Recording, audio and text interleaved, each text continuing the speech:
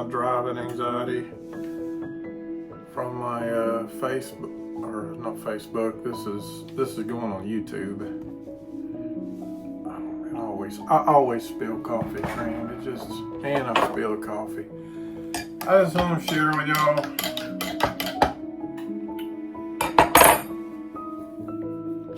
Some of it's just kind of weird. Driving anxiety. I got a picture here. I've had that picture you see right here, my driving anxiety comfort zone. I've had for the last 5 years. I've had driving anxiety since the early 2000s. Let me back way up here. Early 2000s is when it first started. And it was really bad. I'm trying to remember the exact year. I think in 2003 until about 2014. I lived in Morristown, and at one point I couldn't even drive my car at all. And then I got to where I could drive around town. And then what happened to me was I was on a dating website. I lived in Morristown. I met this girl in Knoxville. And I had to go see her. Actually, there was a girl before her. There was a girl in Sevierville I met. And I had to drive to Sevierville to see her.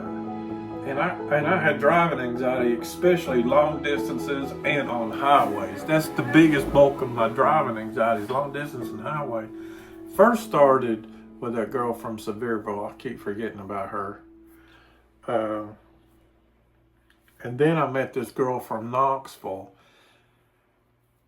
That was enough motivation, encouragement to get me to work on long distances and working on the highway. Now, by 2014, when I met this girl, I was not completely cured of driving anxiety. I wasn't completely cured of it. I just learned how to cope with it. I don't know, because I remember so many times from Morristown to Knoxville.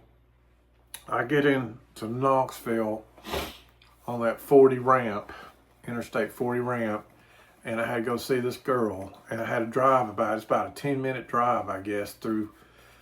For the last 10 years, I've been living in Knoxville, and now I've learned Knoxville roads, so now I know how to go across town without having to take that big highway.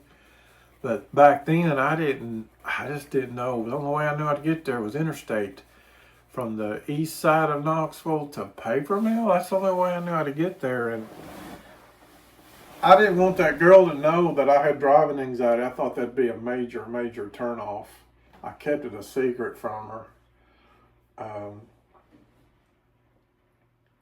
But so many times I drove it, I just learned to cope with it. I still got real anxious feeling driving it, but and once I got to where I could do that, when my father died in 1999, I grew up in Morristown, Tennessee, but when my father died, my mom first moved to Chattanooga for a little while, and then she moved to Georgia to be closer to her mom and dad. And there was a point to where I had driving anxiety so bad, Mom's friend, Mom came one time to pick me up, to bring me to see her, and then one time I took a bus, and then Mom's friend down there in Georgia would come get me, but I got to where I could drive to Georgia. Now, when I drove to Georgia, starting off Morristown, on the very far west side of Knoxville, just when you pass Lovell Road, where it breaks off to 40 and 75, I'd be taking 75 to go to Chattanooga, or Georgia, or Chattanooga and then Georgia. Man, every single time, that was the most horrendous anxiety spot ever. I'd be going through Knoxville, anxiety level about a 3 or a 4. I get past Lovell Road, and that stretch of road right there would just bust my anxiety out wide open. But I had to go see my mama. And even though I have driving anxiety, I've always enjoyed it. It's Since I was 15 years old, driving's always been my funnest thing to do. Funnest thing to do, but yet it's the most nerve-wrackingest thing to do. 2020, I had two things to happen to me to send my driving anxiety. 2020, I had two different things happen to me. Number one, I remember the date so well because I remember the year 2020, and I remember the date because it was the day before my father's birthday, and he passed away. And I had a doctor's appointment in Morristown. Now, at the time, I lived in Fountain City, a little bit closer to Morristown from where I'm at now. I moved on the west side of Knoxville. So, to kill two birds with one stone, so to speak, I thought the day before my father's birthday, since I had a doctor's appointment in Morristown, I would just go see my dad's grave the day before his birthday and put flowers on his grave. And that day, I drove from Fountain City, northeast side of Knoxville, to Morristown. I actually did a little bit of DoorDash in Morristown. And then I went to my father's grave, put some flowers on his grave. I didn't see this coming. I didn't know this was going to happen to me. Did not know this was going to happen to me.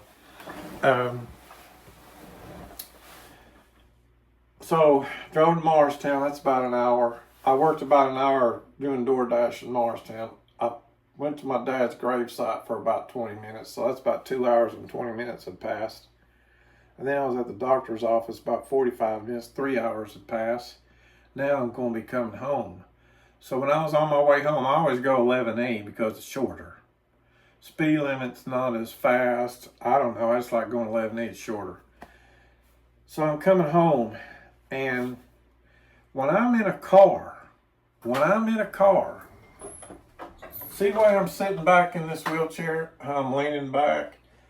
When I'm in a car, I got my car seat actually angled back as far as it'll go, but my angle of my spine when I'm sitting in a car, I think is probably about like this, because when I'm driving, I have to sit up, and this posture, sitting up, puts my back in a bind. See how my back is bent? I really need to be sitting back like this, but I can't drive a car sitting back like this because number one, my arms are too short. I have to sit about like this driving my car. That angle of my back being bent like that, that's what sets my low back pain off. And on that day, July 6, 2020, I was coming home. And you know how that day went. I drove there an hour, Dad's grave side, and then I did a bit of DoorDash. I'm coming home, and I've been like 3 hours in my car like this. I'm coming home. I cleared Jefferson City. I'm somewhere between New Market. I'm on 11E headed back to Knoxville. And I'm somewhere between New Market.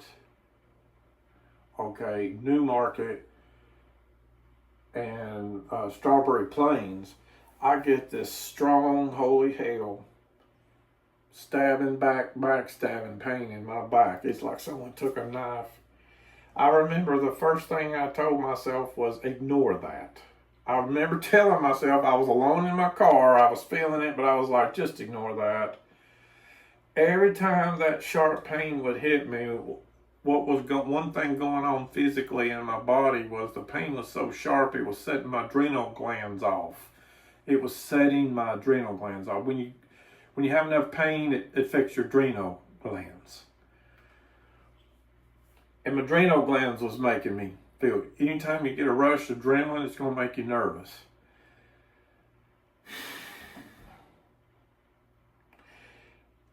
That pain was so sharp. When the pain's sharp like that, I need to do one of two things. The number one thing I need to do is lay down flat. But I'm out driving my car on a road trip home, unless I just get out and lay on the road. What do? The second thing is it's just to get up and try to walk, because what I need to do in that moment when I'm having that sharp stabbing pain is get out of that posture. I got to straighten my back like this. So I'm looking for an area. I'm looking for a place to pull over and at least get out and walk around the car, because straightening in my back is going to help it.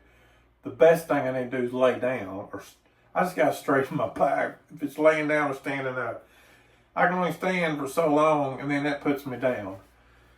But standing at the moment when I'm in this crisis is better than keep sitting like the way I'm sitting right now. And man, it felt like forever. I know there was an emergency lane there I could have pulled over in, but I feel like if I'm pulled over there in an emergency lane, that's for an emergency. I feel like a police officer or somebody's going to come by and say, "What's wrong? You're in the emergency lane sitting." And then I'm going to tell them I got back problems. And then they're going to want to call a tow truck I cannot afford. I feel like if I sit there in the emergency lane, I'm a sitting target for a police officer to come by, ask me what's wrong, and then I got to tell him what's wrong, and then he's going to want to call a tow truck. You don't need to be driving. We need to call a tow truck. That's why I don't want to do emergency lane. I feel like it's just going to put me in a spot to where, hey, looks like there's something wrong. I didn't want nobody to know there was something wrong with me driving down the road. So I'm driving and I'm like, there ain't no place. It took me about 8 minutes, which felt like 80 minutes, to get to that Marathon gas station. I don't know, it may be a different gas station now. I got out of that Marathon gas station and I walked circles around my car. At that point, I wasn't but 20 minutes from home. But 20 minutes feels like 2 hours when you're hurting like that, when you're in a lot of pain like that. 2 hours feels like, my body was just, I'll never forget that day. My body was just shaking and jerking from just nervousness and adrenaline rush, from pain too. So I got back in the car, and I remember I like to drive with the GPS on. I don't need it to get home. I know how to get home without the GPS, but I just like looking at the data stuff, you know. It tells me how many miles I got home, how much time I got home, what would be the time of arrival. And I use the Waze app that shows me potholes. It shows me it just shows me a lot of stuff. I just think that's so cool to look at going down the road. And I like the information, knowing how much longer does it say I got. I just like looking at that stuff. So I'm looking at my Waze app and it says 20 minutes. And at this point, what I got to do is I got to coach myself. I'm alone. I got to encourage myself, or you can call it coach myself. I got to coach myself. I'm sitting there telling myself all the positives I could possibly think of. Well, the sky's blue. I'm breathing.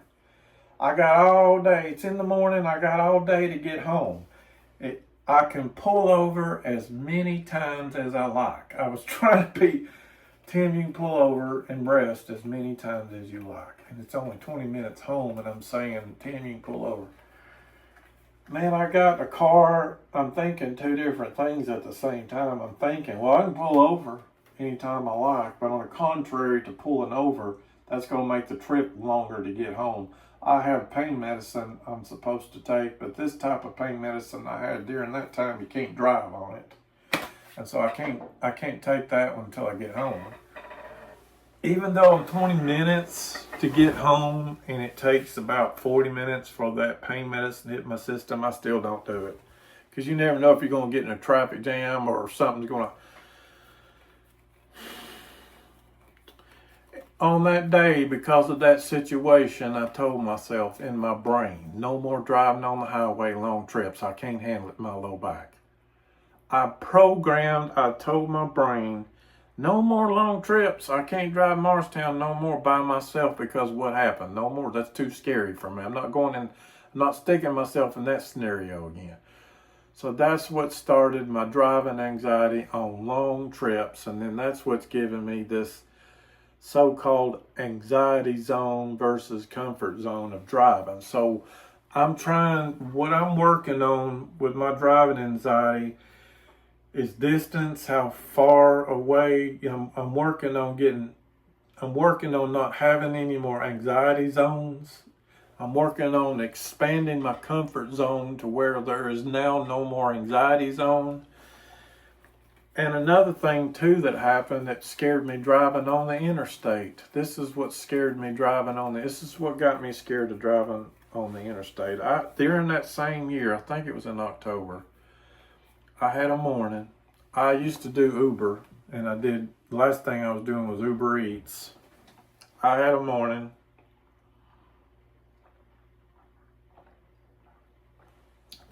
The weather was good, the business was good. I couldn't have asked for a better day. It was a perfect day. I was made pretty good money and everything. And it was time for me to come home. See, I can only drive for so long. If I sit too long in my car, it break my back pain out. So at the time, the most I would work is an hour and a half. Even though my back pain wasn't real bad, I don't want to sit in my car and make it so bad I can't walk at all. So I got a buffer. I'm like, okay, I can't do this no more than an hour and a half, because if I go 2 hours, 3 hours, I'm gonna get to where I can't walk at all. I don't want to put myself. So I do an hour and a half Uber a day. So I'm on my way home and I'm doing okay. I'm feeling okay. Actually, I'm feeling pretty good that morning. And I remember going down Kingston Pike westbound, and then I turn right on North Shore, and then I go to that exit there, a paper mill exit over to 640, because I'm headed up to Fountain City. That's North Broadway, northeast side of Knoxville. And I take that ramp.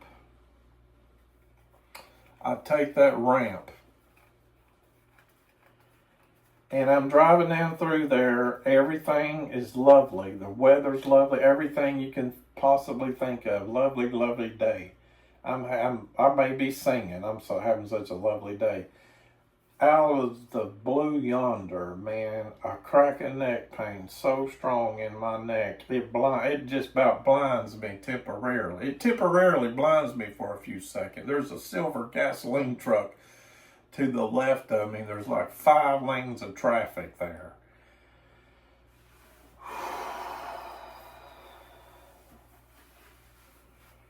You talking about kicking my adrenaline, talking about kicking anxiety in, man. I went from like 0 anxiety to 10. I think, maximum anxiety, man.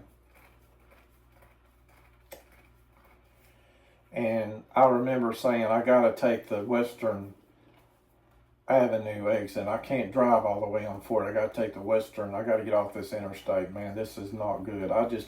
It knocked me off the road. I hit the drunk bumps on the right side of the road, the emergency line. I was hitting the drunk. It just knocked me off the road.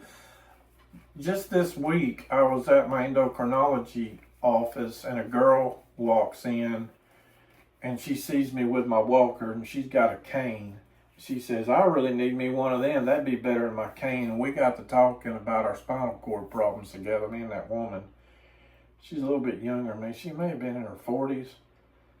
And she asked me, I never thought anything about this. I never thought about researching or anything. But that woman asked me about my neck pain. She asked me a question. She said, has your neck pain ever blinded you? I swear she asked me that. When she did that, I thought, that is so funny you asked me that question, because about 20 years ago, I was driving my car back home on the interstate, driving about 70 miles an hour like everybody else was. I had a sharp crack of neck pain that went to my brain, and it went to my eye. It blinded me just for a brief moment. I just couldn't see the pain was so sharp. I don't know how it affects your eyes, but it did. It affected my eyes. I told her, yeah, I've had that happen before. She says, yeah, I know. It's done me that way before too. So because I had another person to mention that to me about that, I Googled it online, and I found out if you Google it online, Almighty Google says that ruptured disc in your neck can cause temporary blindness. Temporary blindness is what it says. At 5 years, I didn't know that could happen. So damn it, now that's playing in my brain. Now that's playing in my brain. I really didn't need to know about that. I think it's only happened one time. And then another problem I got is hypersomnia. I have hypersomnia spells where I just get so fatigued and tired. I feel like I gotta go. That happens. So pain problem and hypersomnia spells, back in my neck pain problem. That's what scares me about driving on the interstate and driving long distance. But I'm working on it, guys. I'm gonna work on it. I want to get back, if I can. I think I can. I want to get back to driving the way I used. I want to be able to drive from Knoxville to Morristown again so bad.